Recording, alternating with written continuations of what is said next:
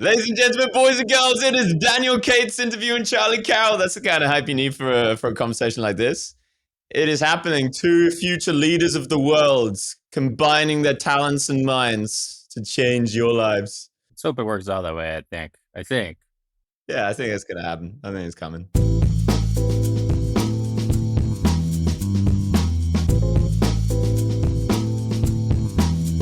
What's up, everybody? I actually was already introduced by Charlie in a list of events. But here's Charlie Carrel. You guys may know him as the spiritual guru of sorts of poker. Literally, probably like 3 people out there think of me like that. Well, he's got all the magic stories and all the mystic adventures, and he's got his own Discord that has quite a number of people in it, and it's quite involved. How many subscribers do you have on YouTube now, actually? 71,100. 71,000. Okay, that's pretty good for poker. It's pretty good. I gotta be honest. It should be more, but because my production value has been consistently terrible for 5 years, it ain't doing so hot. And yeah, I find the YouTube grind to be it's challenging. It's challenging.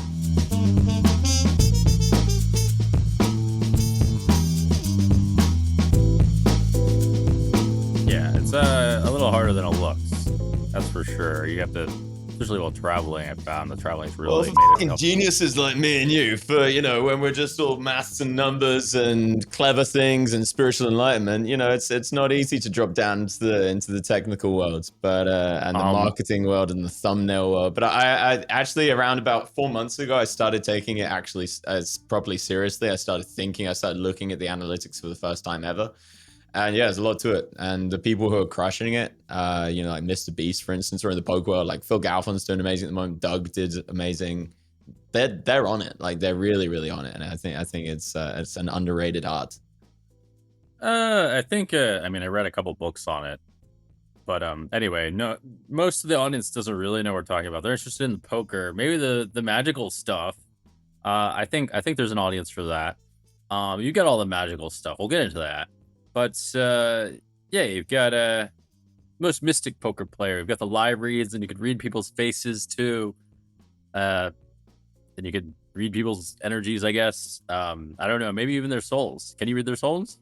No, souls tend to be pretty hard to get to, but you can definitely get the imprint of their existence through their face. It's one of the things that the modern world has kind of forgotten. But if you go to other parts of the world like Africa or Asia, it's like a well-known thing. In England, we call it physiognomy. And it's the idea that our faces are like a tapestry of our lives. And that, if somebody has like really kind eyes or really like stressed mouth, you can kind of tell a lot about them. And it's the idea that you can take that pattern recognition software that we have in our minds way deeper. And I've met people who are so unbelievably good at it that I'll give you one example of a magical thing. We'll get off to a quick start.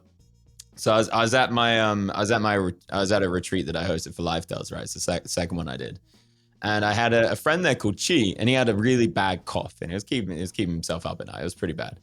And so I took a photo of him, of his face, very unique face, and I sent it to I'll call her my spiritual teacher. But I've told you about her a little bit, the one up the mountain. I'm not going to give too much information about. But I said, hey, can you see from his energy? And energy is a very vague word unless you get into the very detailed specifics of what I mean by that. It's going to be hard to understand. But let's say energy.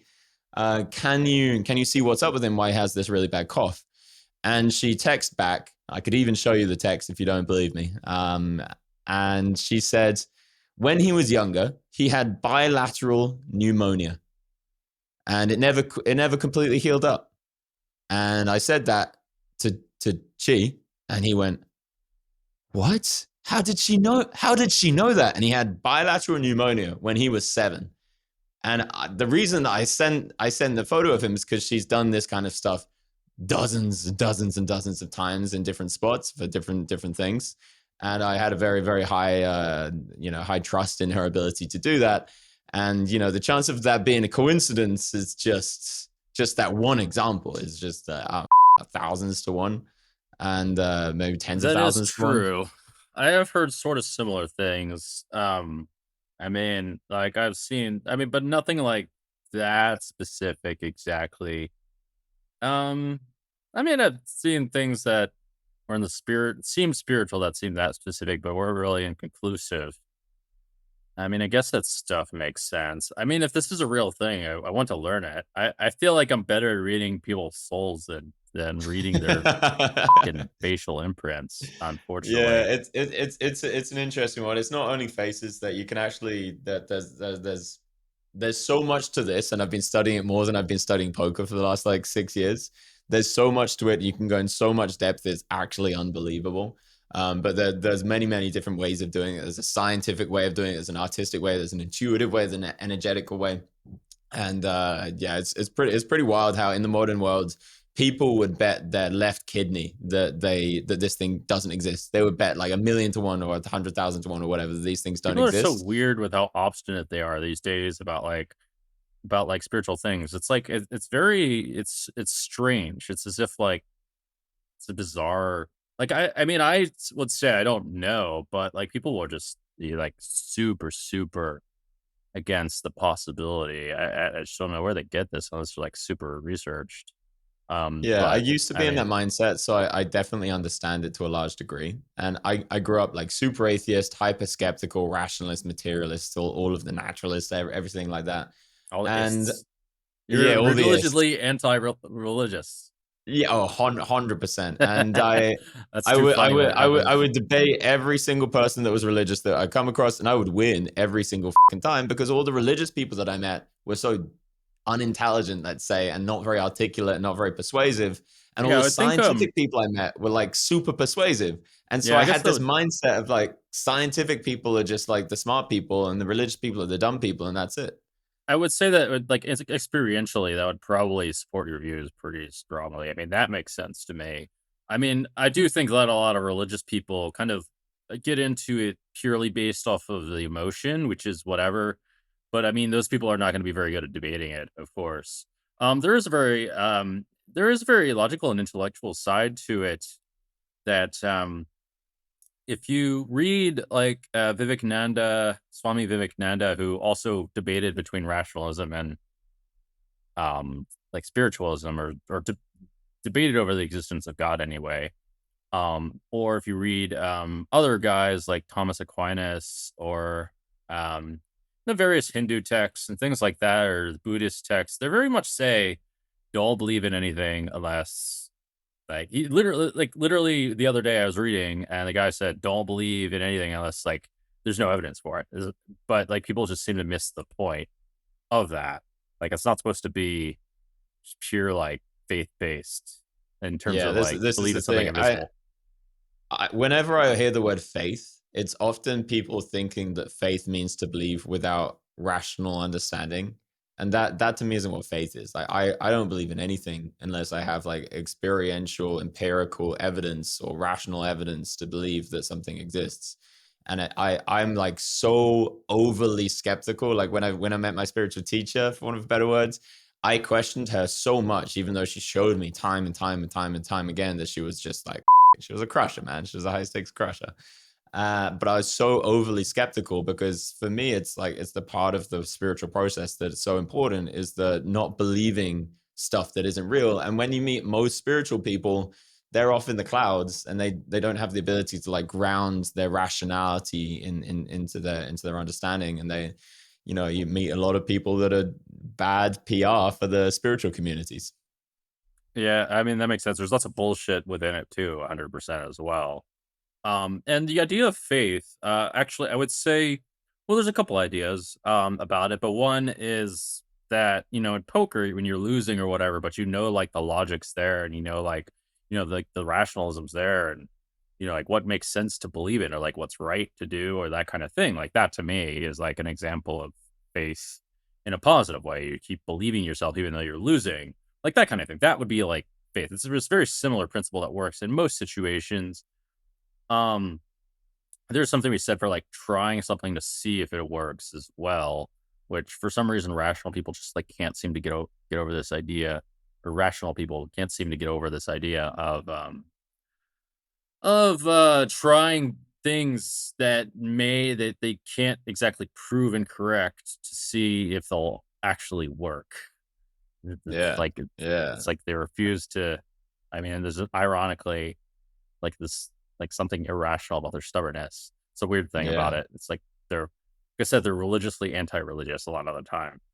Oh yeah, it's 100% what happens if you take it's the part of the human mind. If you take away God from their existence, which is fair enough if you don't believe in God, people have the proclivity and tendency to want to replace God in their head with something else, whether that be solvers or whether it be science. And it's in today's age, like science is the new religion. And you saw that really strongly in 2020, where people's religious beliefs in the scientific institutions were shaken so hard. And it caused a lot of our people in people because they're like, wait, these scientists have been lying to us the whole time. Wait, Mhm. these data have just been falsified. Like, what the heck? And it's like that I saw that in so many people. It's like really shattering of their belief systems, and it caused a lot of pain in a lot of people, and it caused a lot of anger in a lot of people. But then in other people, it's almost like they became more religious. Like the more data points that showed them that the scientific institutions are being captured by corruption, the more intensely vehement they were in their belief of these scientific institutions. And it's actually what can happen quite often if you have like a strong identity. It happened a lot in like Stalinist Russia. You know, people like so heavily strong communists that even when they got taken away to the gulags themselves, they were just sitting there being like, oh, it's okay, Mother Russia's going to take care of me. So, you know, somebody's going to come get me. I'm not meant to be in here like these other heathens. And then you know, they'll be even stronger and vehement in their belief to the other prisoners, to the point where eventually they just had to give up and one day say, you know what, maybe I was wrong. And it can take people years. And I don't know if you've ever read anything about that, but it's fucking fascinating.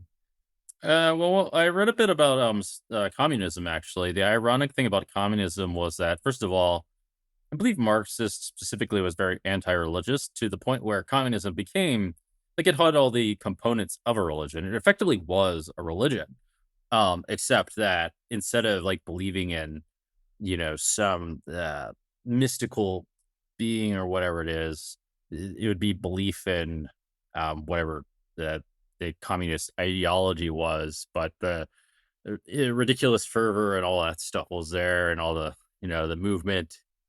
Um, if you it doesn't really work that way. Just to interrupt quick, choose Hmm? one religion that you resonate with the most. I'm very curious. I mean, it's either going to be, I mean, I guess Hinduism, because Buddhism. The difference between Hinduism and Buddhism is that Buddhism just focuses on getting to enlightenment basically as fast as possible, whereas Hinduism is a an alignment of becoming enlightened, but also living in the real world. Buddhism was also aimed a lot towards the lower classes that Hinduism neglected because of the caste system. The caste system being like one of the worst things that ever happened, I guess, because the Hinduists twisted Krishna's words and created these ridiculous castes that don't really make any sense. Um, I've noticed. I've spent a lot of time with Hindus recently, and I've realized that none of them fucking agree on anything. Like, there's so many different types of Hinduism, and some people worship Krishna, some people worship Brahmins, some people worship like various other different gods, like Shiva or whatever, and they'll have this like hierarchical system. And it's really really hard to kind of like break through the bullshit. And it's the same for Buddhism as well. But I think at the core of both of the religions is so much truth. Like Buddha's teaching, like Gautama Buddha's teaching, is in my opinion perfect. But then when it's translated and put into practice and put through the minds of other people, it just it just turns into another religion. And no, I sure. found so many culty Buddhist practices and so many culty Hindu practices. And yeah, this is why for me personally, I take a lot of inspiration from both of those and from other religions as well, including like Christianity and Islam. But Um, I don't like to have a practice that is religious per se, because it just gets all weird and culty really quickly. yeah, well, religion generally has too many like precise, like precise too many dogmas, things like this.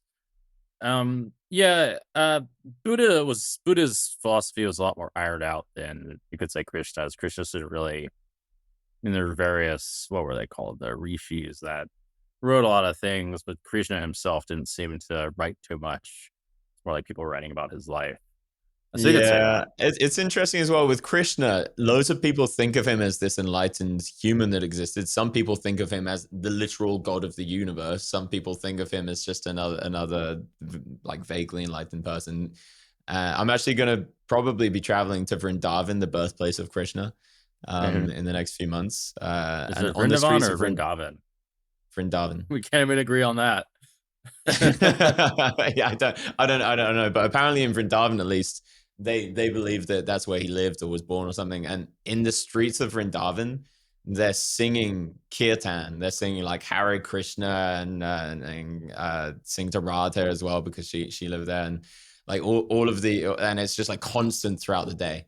And it's the kind of thing I'll do on a Friday night anyway. So I'm really excited to go. I don't think it'll lead me to anywhere close to enlightenment, but I'm really excited to at least go try it out. Cool. Yeah, I don't know. Like one thing I can tell you is reading about these religions, once they start talking about avatars and incarnations and all this shit, I'm just sitting here thinking, and what the fuck is all this? Because they contradict really a lot if you look. And I mean, now there's all these new agey sects, and there's aliens in the middle, and now there's alien souls on Earth, the star seeds. I don't know if one Bro, of all that is if true. you hear the word star seeds in your spiritual group, fucking like run. Okay. I've never met a grounded person that thinks they're a star seed and uses that language. Yeah, really. Okay. Yeah, sorry. Sorry to your friends or whatever. But and the other one, light language. If anyone says they do light language, just fucking ditch it. Filet language. Literally, there. I don't know if you've seen it, but online, if you go on TikTok and just put light language in, there's thousands of people who are like vaguely spiritual or whatever, and just go. And it's like, and to them, that is like they're downloading information from aliens and giving it out to the people. And it is nonsense. It is bullshit, and it is pushing people away from spirituality and real grounded spirituality. But God damn, it's funny. I think we need more light language on the channel. We need more, I need to learn some light language. Yeah, I'm gonna sing a mantra. Do you know any mantras? I don't know about a mantra right now. I don't know if we can handle like a jingle. What is it? The tune right A right jingle? now. Yeah. Give me like 10 seconds. I want to speak about mantra for a second. Maybe I can All sell right, you on it. 10 seconds. So you got 10 seconds. Om Triambakam Yajamahe Sugantim Pushtivatanham Urva Ukamiva Bantanam Richamukshiam Amritat. Now, bear with me on it. Bear with me on it. Okay, I'm with Mantra you. is one of the things that I was like, I'll try it out. It has changed my life probably more than any other spiritual practice that I've tried. Maybe that's not true. I don't want to fucking compete, but it's up there at least. I do it every fucking day. At the very least, it makes me feel good, but at the very most, it's like a toolkit of different energies. And you can really dig into what mantra is. You can really dig into what words are. And every fucking genius out there, Einstein, Tesla, they all say the universe comes down to frequencies, and in that Do they? frequencies you have geometry. Yeah, they're all talking about that. They do. um yeah. And What the this fuck is does what that mean, the man? Buddhists are saying, it's what the Hindus are saying, it's Are what they? the yeah, it's a thing. All right, I missed this memo. And yeah, you should try it out, man. And the idea is that there are certain energies out there, the fundamental fabric of the universe itself, and that we can then resonate with. So let's say the energy, the concept of removing obstacles, and then some, you could give that a name like Ganesh, for instance, is what the Hindus do.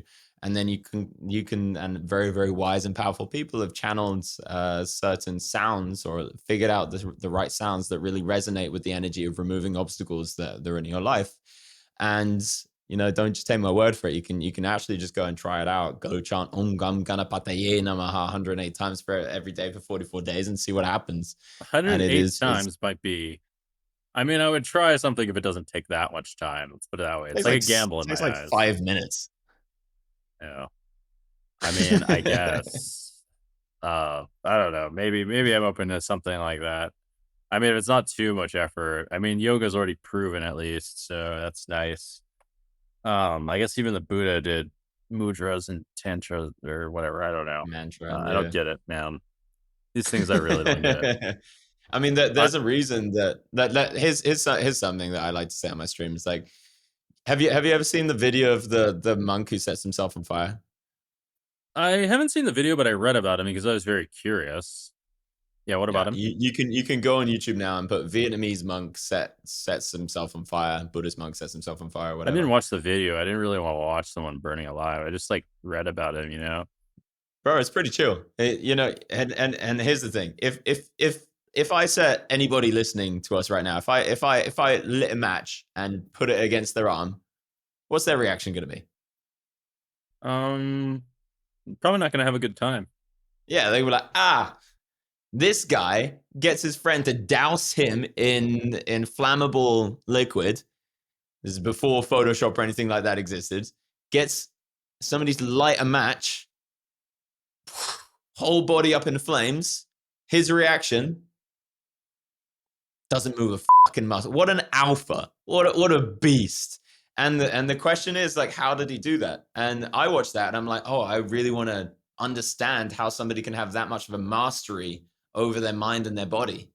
And you go and ask these people like, yo, how are you doing it? And most people don't even get that far and just ask them. Most people are like, oh, it's the practice of Buddhism. That's what they do. But they don't figure out how. And you go and speak to them and they have all of these different practices that it's like, oh, it's not just detachment. It's not anything like that. It's actually very often like spreading your awareness. So you're aware that you're not just the body and you're not just the mind. And then you don't just identify with the limited self of the body. And you're actually aware that all is one. And this part being on fire isn't actually that big a thing when your awareness is so wide, and various other practices and techniques. And it's like, well, these are the people that are sitting in their temple saying om for 10 hours a day, 5 hours a day, whatever they're doing, they're going on mani padme hum, on mani padme hum.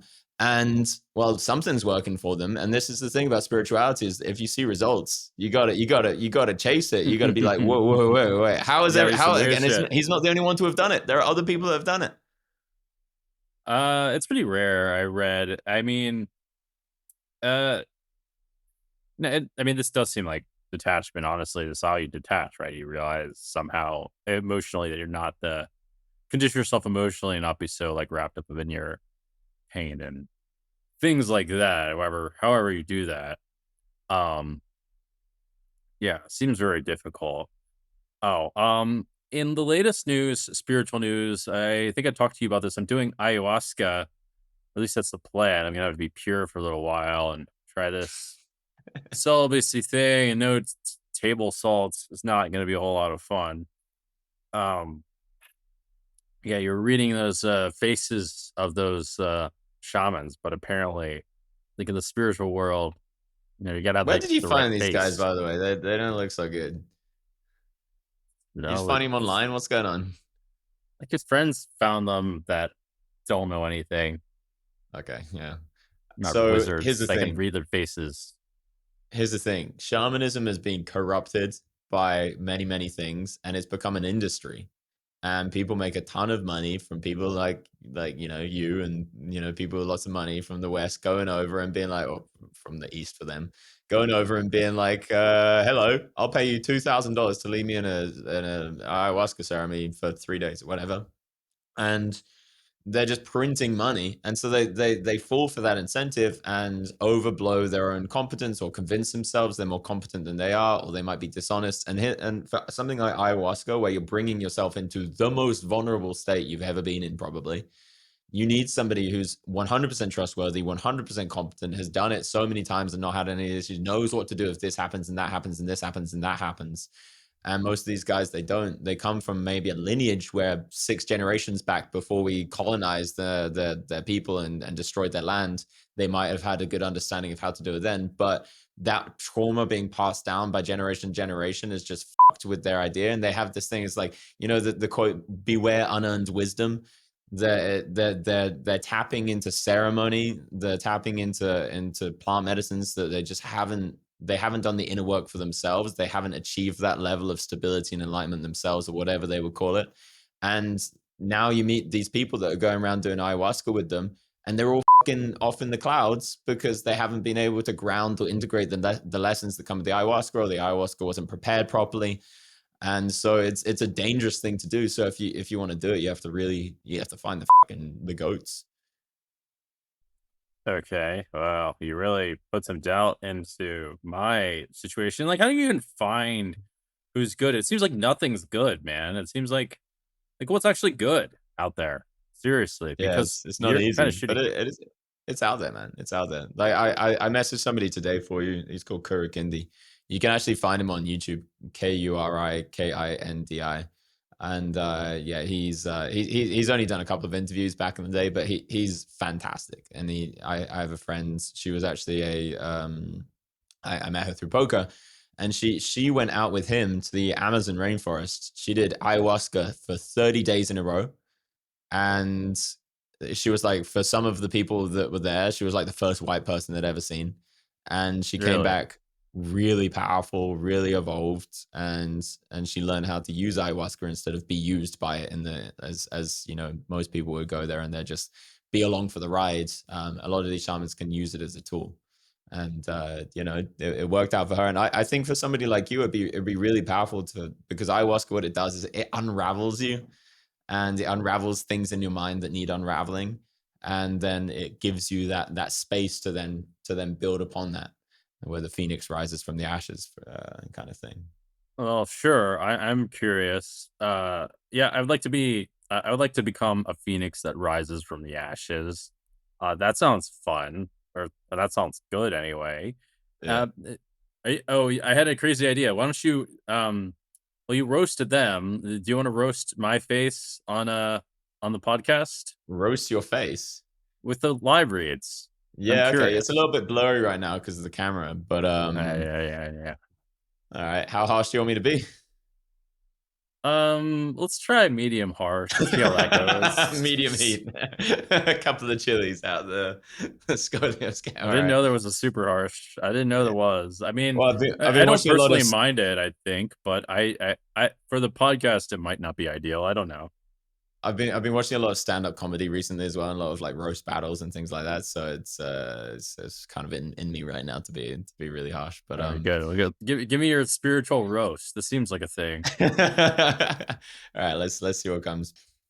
I'm gonna get a photo of you up on Google.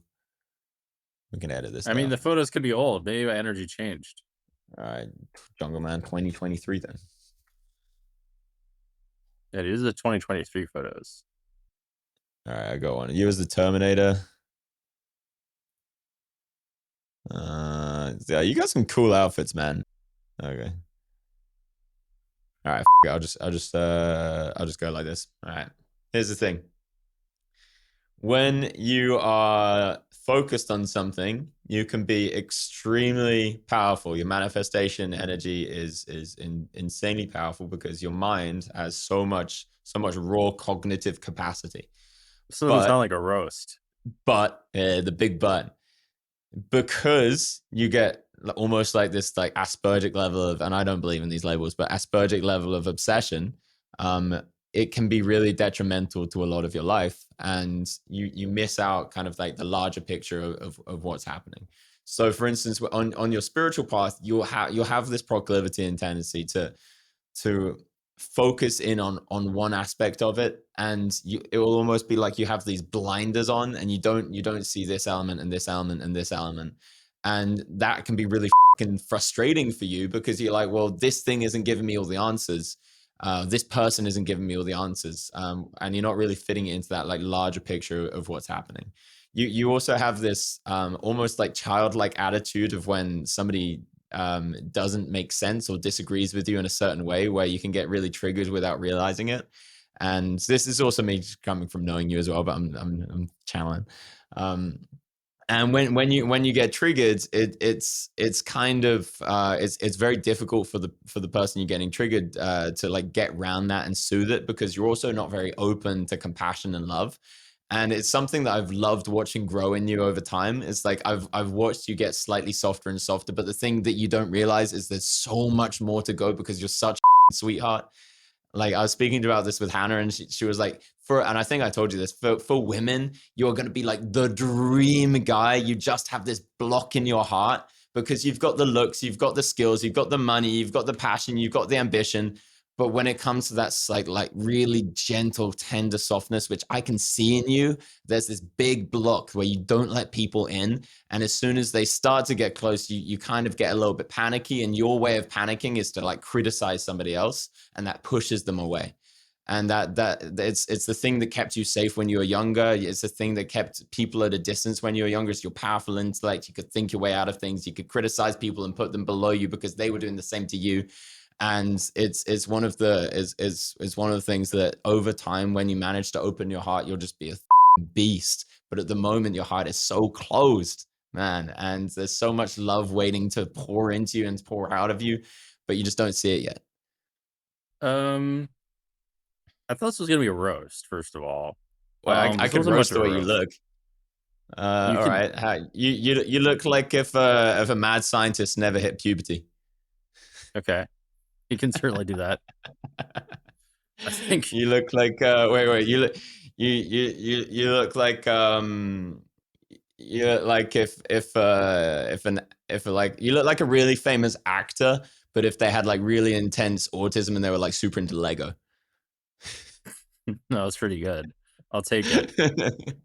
I don't know if I agree with the I use criticism to push people away. This maybe is your experience, but I'm definitely not doing something like that on purpose, or I'm not aware of it for sure. You did But it okay. also with that woman that you told me about, that I won't name. Oh, I don't think I did. No, I didn't push her away with that. I maybe criticized. Not really. I didn't even mean to criticize her. Actually, that's a misinterpretation. It just could have been something. Could have been taken as space. To be honest, like some weird sensitivity. So other than her, like what's your dating strategy at the moment? Don't get me started, man. And go on and on about this kind of subject. I just think it's a subtlety. It just makes me wonder why things are so complicated. But okay. My preference for dating advice is always work on oneself and then attract better, high quality people. I found that the more that I evolve, the more naturally inclined I am to connect with people who are also evolved. Yeah, that's true. But you still have to meet them. Yeah. Yeah. But it's the universe has got a funny way of introducing the right people at the right time, I found. I mean, I don't know if that's true. Like, that's also conjecture. Like, what does that even mean?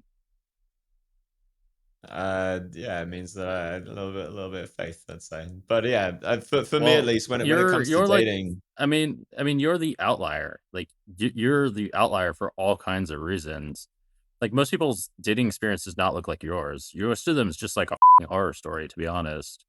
Like, uh, I don't know. I can tell you plenty of like annoying horror stories from my life, and mine's probably pretty good these days. And like most people have no history at all, or just like most girls are not gonna be happy with their dating lives. That yeah, and is true I today. get that.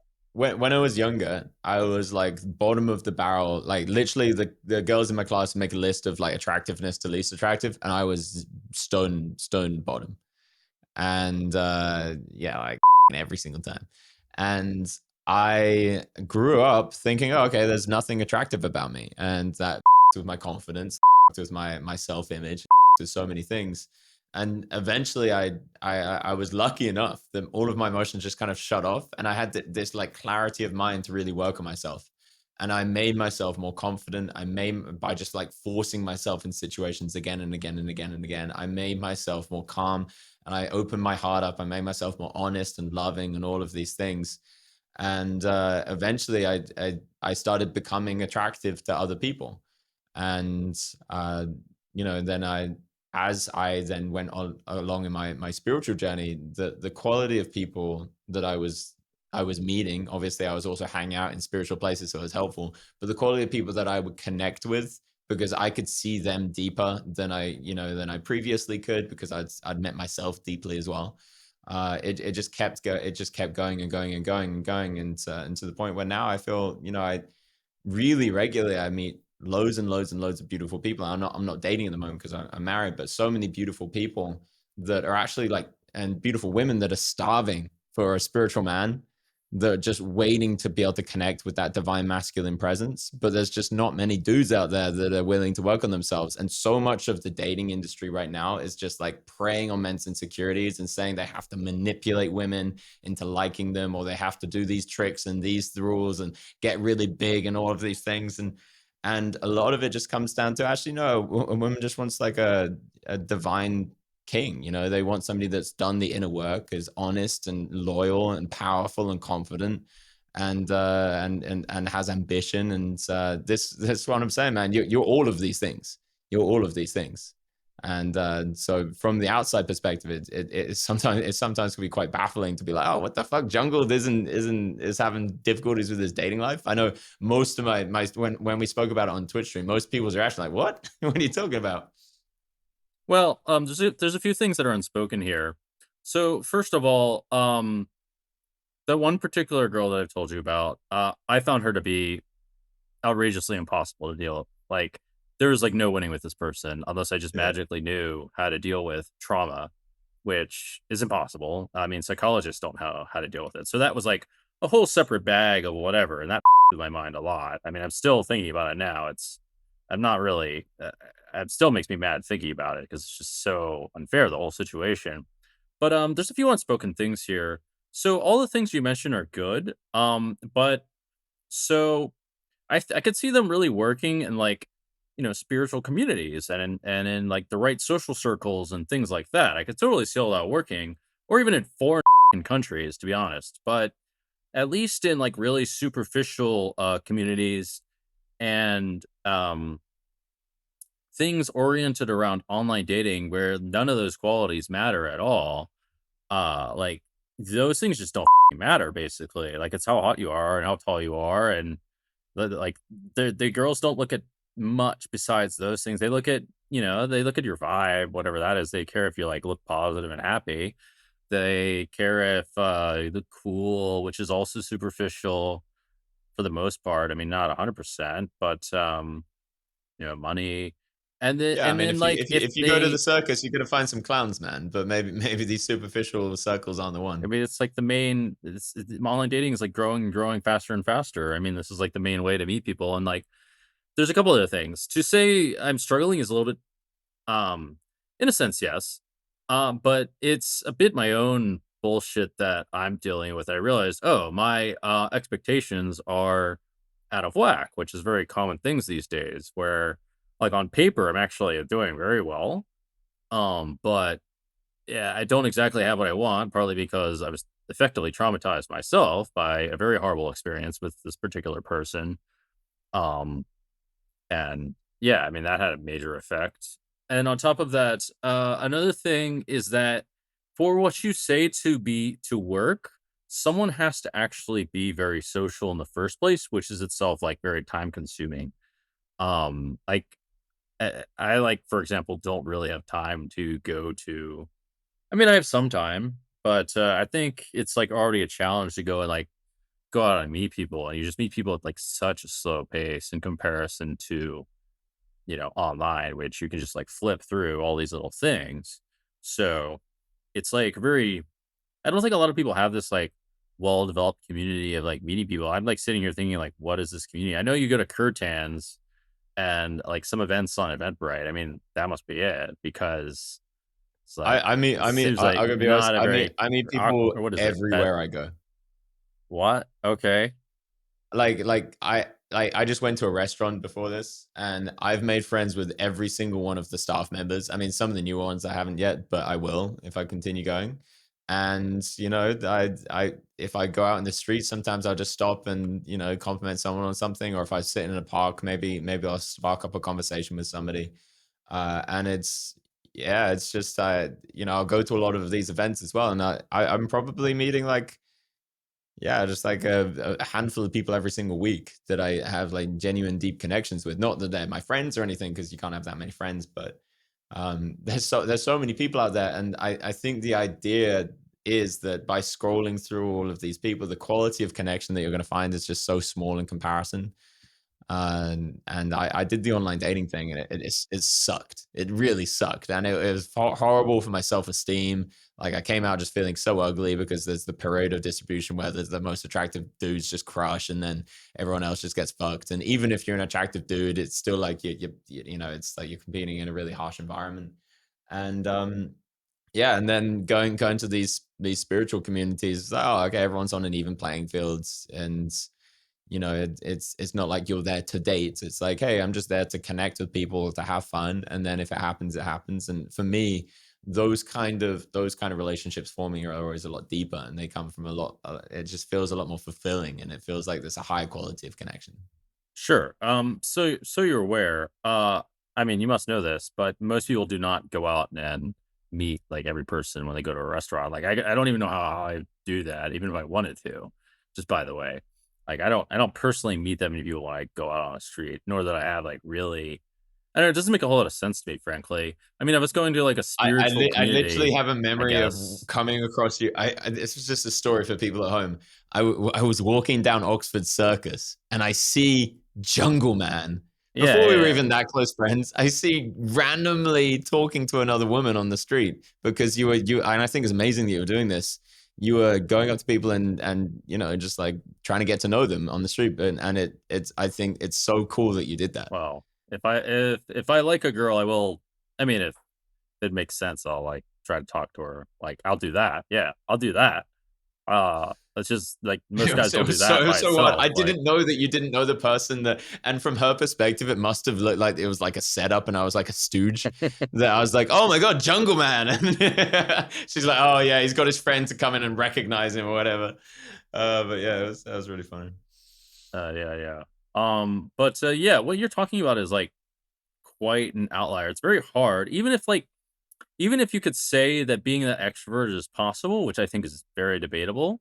It would be a very hard change for most people out there, and, like, I'm thinking to myself, like, "Why should I go meet all these people in a restaurant?" Like, I could see it in, like, an event where I'm bonding with people, and it makes sense. Like, I've had that myself if it's, like, the right event. Like, Art Basel, for example, I felt very connected to lots of people. Um, but at just random events, I don't know, it takes, like, really some high level of friendliness to do this. Like that by itself is already basically a virtue, I would say. Most Yeah, people don't it have took me a that. long time to get to that point, and I still get fear from sometimes, especially around attractive women. Even though I'm married, like speaking to attractive women, there's still this part of me that's like this young kid that's like scared of rejection. And so, you know, it wasn't easy to get there. I was diagnosed Asperger's, dude. I was like bottom of the bottom of confidence, and I fucking grinded my way up. Whenever I found that I was scared of anything, I just did it. And I was like, oh, I'm scared of dancing. I gotta start dancing. It's not that it has to be good. It just has to be confident.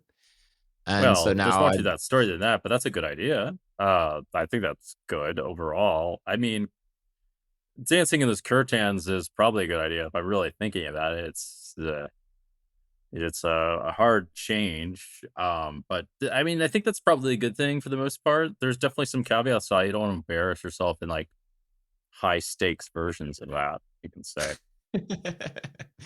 yeah, it's just so beautiful to be able to let go of all these attachments of like looking stupid or whatever it is. Like if I go to a festival now or if I go to a music concert, people think I'm on drugs because I'm dancing. And I'm just, it's not like I'm dancing crazy, I'm just dancing and I'm in flow. And people assume that you can't be sober because who dances sober? And yeah, it's for me, it's like so many people are disconnected from the essence of what it is to be human. And if you look at kids, kids aren't scared of dancing. They're not scared of going up to strangers and saying hi until they eventually get conditioned into it. And we just get so heavily socially conditioned and culturally conditioned that we I stop don't know being if I human. agree with you on this one, to be honest. I think there are valid reasons not to dance. I think actually in many contexts it's quite a risk, but not in a curtain. I think in a curtain What do you it's mean? What do you mean it's a risk?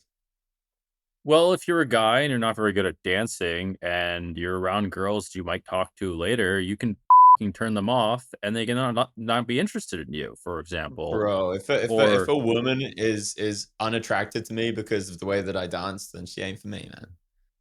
I mean, that's a nice thought, but you're gonna put off, like if you're bad at dancing, you could put off, like, a lot of them. I mean, also, if you don't really enjoy it, like, why should you, like, take this unnecessary risk?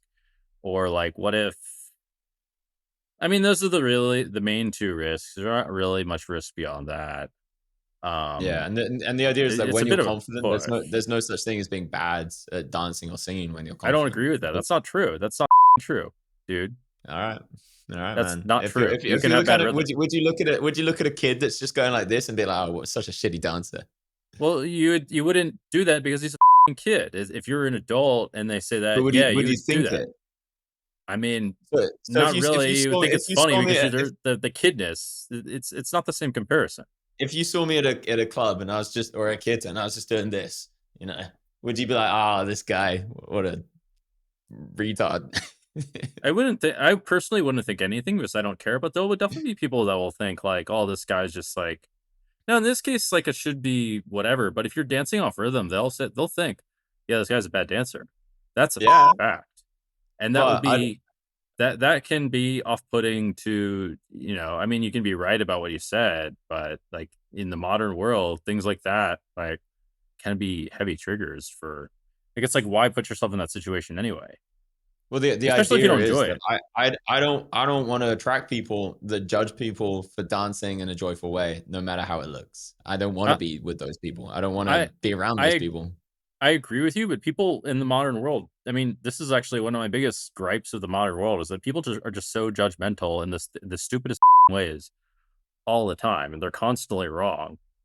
And this is one of them. I mean, they're actually right in this case because you can't dance, you can't dance. Like, there's no like wrong perception here. But if you're deciding you don't want to be friends with someone because they're bad at dancing, this suggests bad values. But Mm. in the modern day, you put off really a lot of people by doing that. I mean, it doesn't seem like there's really that many people that just aren't very judgmental. It's for sure in the minority of people. I can tell you that. Maybe in most circles, but not in the circles I am. Yeah, no, I can see that. In a spiritual circle, being judgmental does not make a lot of sense. I can Yeah, totally it's see like that. people know But, that that's the thing that's no bueno, and also people recognize if that judgment comes up, that's a them thing. That ain't the person they're judging thing. If you're judging someone, it's a you thing. I agree. I actually agree.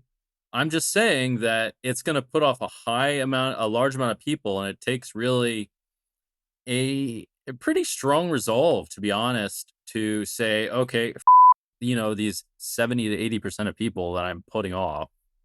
Like especially if they Yeah, bring fuck some 'em. benefits to your life, which is pretty often. You know what I mean? Like that's just the pragmatic perspective. Like this also requires like a step of faith. Basically, you have to say like, okay, those people aren't for me. That's a strong step of faith. Like reason is kind of against you in that situation. Or pragmatism is anyway. Maybe, or maybe when I'm choosing my very, very close circles of friends, I know that there are certain selective processes that I could go through that will just put off the wrong people. And I know, Maybe that's and true. I mean, for me in general, like I can dance and people seem to be attracted to it. It's not that I'm like a good dancer, but there's like an energy that you can put off of confidence or like whatever swagger or whatever you want to call it. That the people are like, oh, he's being himself. You know, it's not like he's showing off. It's not like he's insecure. He's literally just expressing whatever's inside of him. Same with singing. Like I feel really confident singing in public because it's not that I'm there to show off my feathers. It's that I love life and it makes me want to dance and sing and connect with people. And then some people are going to be really put off by that. Trust me, a lot of people watching I or know. that have seen me are going to be like, what a fucking, they're going to be like, this I know. fucking guy. Well, But that one's not even like that judgmental a thing. That's just like, I mean, that one's not as far as like the things that can be judged for. That one's not that high up there, to be honest. not too bad. Not too bad. You can judge me for that stuff, but or they can judge me for that stuff. But it's yeah, it's like I think that the most important message that you can get is authenticity. you know. And if somebody is truly dedicated towards being themselves and expressing themselves, then eventually they're gonna attract the people that like the real version of them instead of this fake, phony version of them that is cultivated to attract and to do all of these things. I agree with that. I mean, that seems inevitable. Yes. I mean, maybe you're just doing it at a faster rate. I mean, it's hard to, I mean, is it really important to like 100% of someone? I don't know. I don't know how it works, to be honest. Like, this is for stuff that's for confusing for for for me. me for me and my wife, like there are parts of her that annoy the shit out of me. Like when she gets triggered and she gets like cold, you know, that can be really annoying. If I'm like, you know, if I'm about to have like a big day and about to be in some business meetings or I'm about to meet somebody like a potential investor for a charity or whatever it's going to be, and then I wake up and she's just in a really grumpy mood, that can annoy the shit out of me.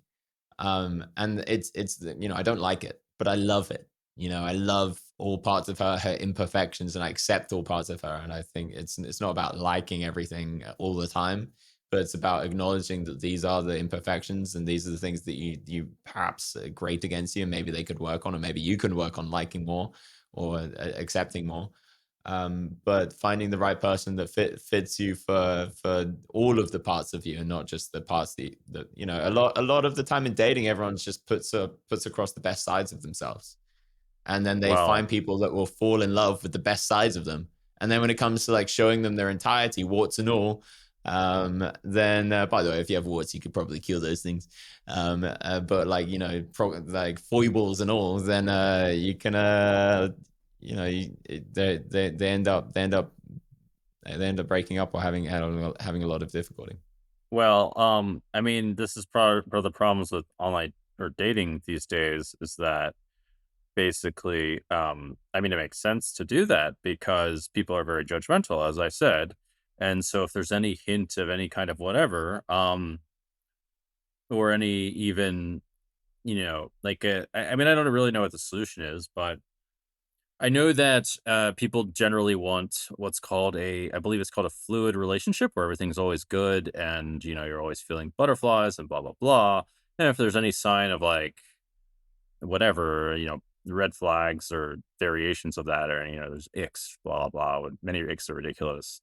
And if those happen and, then the grass can pretty much always look greener because everyone's always presenting the brighter sides of themselves. So it's very easy to like break up and then go look for something else, if at least if you have options. And you kind of see this in mass these days. And that's why it feels like you have to be on your A game the entire time because basically do. I mean, it's certainly at least from like it's really hard to let's put it this way. It's just really hard to play a game where you're always losing. It's like playing like tournament poker, if you know what I mean. Except yeah, it's very similar actually. I would use that Feels as a good pretty when you good bink. comparison. Feels good when you bink a tournament. Feels good when you bink a good human. Yeah, I don't really know what the solution is, but one thing is for sure is that basically people get like don't appear to know like what entails actually creating a relationship a lot of the time these days. Or if that's really what their goal is, maybe it's just to hook up. I feel like we've got through like 10% of this. Yeah. Maybe we should do a round two pretty soon. Yeah, maybe we should do a round two. We haven't really talked that much about poker. Maybe we should do Not like not even slightly.